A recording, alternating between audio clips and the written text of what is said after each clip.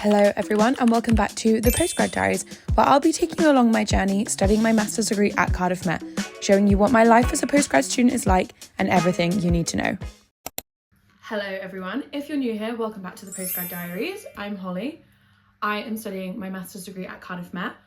I did my undergrad there in fashion design and now I'm doing my postgrad in digital marketing management. And I thought today we're going to do something different. Rather than vlog my day-to-day postgrad life, I thought I'd sit down and answer some questions. I asked on my Instagram story, what are some questions you would like to know about doing a postgrad? And I've picked them out. So without further ado, I'm about to tell you everything you need to know about doing a master's degree. Okay, so the first question was, how is postgraduate study different from undergraduate study? So for me personally, I went from doing very different things from undergrad to postgrad. So I would say if you're going from a different discipline, I went from fashion design, which is in the School of Art and Design at Cardiff Met, to digital marketing, which is in the School of Management. So completely different learning styles, teaching styles, all of that. But I would say the main differences are, so in my undergrad, I would be in the studio and I would be sewing and very hands-on making things and stuff like that. Whereas in my postgrad, I'm more sat in lectures and I'm listening to a lecturer talk to me and watching through the slides and doing work on my laptop. So I would say that really is different, obviously, for me. But other than that, I would say I feel postgraduate is a lot more independent. And obviously uni anyway, compared to college or school, is very much more independent. And for me, I think because I did such a hands-on thing in my undergrad, going from undergrad to postgrad, the main difference to me has been A, the practicalness of it, and B, the independence. I do feel a lot more independent doing my postgrad. But I think it all just depends on what subjects you're doing, where you are, all the things like that, you know. Someone asked how challenging is doing a master's degree and what is the workload like? I would say the workload is, from my experience, similar to undergrad. However, my undergrad was a heavy workload because it was a practical course. So it was sort of what you get in is what you get out. So it was very time consuming and very hands-on with my undergrad. Whereas this, it is challenging, especially at the start, because I went from doing something completely different that I had done before. I had my fair share of mental breakdowns, but I persevered through and now I'm wow, I'm actually really smart and I know what I'm doing, and that is a great feeling. But I would say the workload is, I don't know, for me personally, I feel maybe I found the workload to be a little bit more in the terms of things like essays and assignments and stuff like that. However, when I compare it to my undergrad in fashion design, I think because I'm thinking back to third year of my undergrad, where it was an insane workload because you're just working towards your final major project. So I would say very similar in sense of workload. And yeah, it's been a challenge so far, but it's not been a challenge that I've been unable to overcome. Do you know what I mean? I've had my little cries here and I've had my meltdowns, but generally I would say it's been a very manageable challenge. Okay, someone asked, can I work part-time whilst doing my master's? The answer is yes. I have known people that have worked full-time whilst doing a master's, and I would not recommend that personally. However, people do it, do you know what I mean? I would 100%, yeah. I work part-time at my uni. I do, this, literally what I'm doing right now, this is work for me. So I do that. I am a student ambassador also, so I do student ambassadorships, which are very flexible. You can sort of pick them up when you want them. Very, very good job, good money, good flexibility, it's great.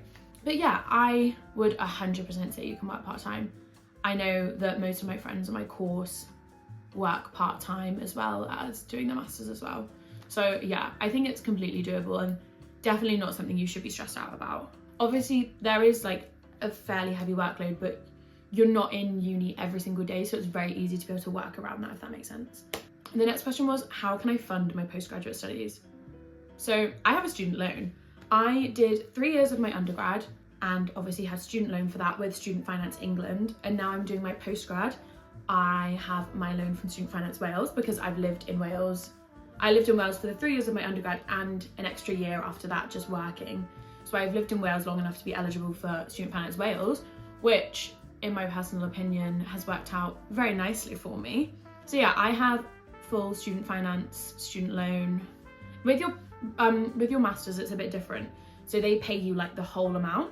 So I think I get about nearly £20,000, and then I have to pay my tuition out of that, which is £11,000. But for me, it's 8,800, I believe, because you get alumni discount at Cardiff Met if you do your masters there, which is a great thing to know. So yeah, I've got my alumni discount, so I pay 8,800 in tuition out of my loan, and then the rest of my loan I've got for like rent, bills, food, and obviously then I work part-time as well, which is nice because I would realistically like be able to live off of my postgraduate loan. However, I'm trying to save at the same time, so I mostly live off of my loan and like a little bit of my pay, and then majority of my pay from my job goes into my savings, if that makes sense. But yeah, you can get student finance. I would definitely research it and look at like, if for example, if you're in Wales and have come to uni in Wales, if you're eligible, which you most likely will be if you've lived here for like the amount of times, I think it's 3 years you have to live in Wales. But yeah, that was a great life hack that I didn't know, because Student Finance England base your loan off of your parents' income, whereas Student Finance Wales don't do that. So yeah, it's great. Someone asked, will I have a social life as a postgrad student, and is it easy to make friends? So I feel like my experience in this is different to some people, but also probably very similar, in that I am doing my postgrad at the uni that I did my undergrad at, and I'm still in the same city. So I've still got all of my friends from my undergrad, the ones that still live in Cardiff, which are like, there's only a few of us really living in Cardiff now, but like two of my best friends still live in Cardiff. So obviously I've got them. On my course, actually on the first day when I went in, I didn't know this, but a friend of mine who is like a friend of a friend that I knew through friends from my undergrad who like they were friends at home. I don't know if that makes sense, but I feel like it does. Basically a mutual friend of mine, she came in and she walked in and we were like, oh my God, like you're doing this course. So we instantly like had a friend, which was great. We were like, perfect, like now we don't have to stress about making friends because we've already got a friend. And then we've then like just through like chatting with people in your class and like doing group projects and things like that, we've made friends with other people in our class, and we have like a little group of us that have like a group chat.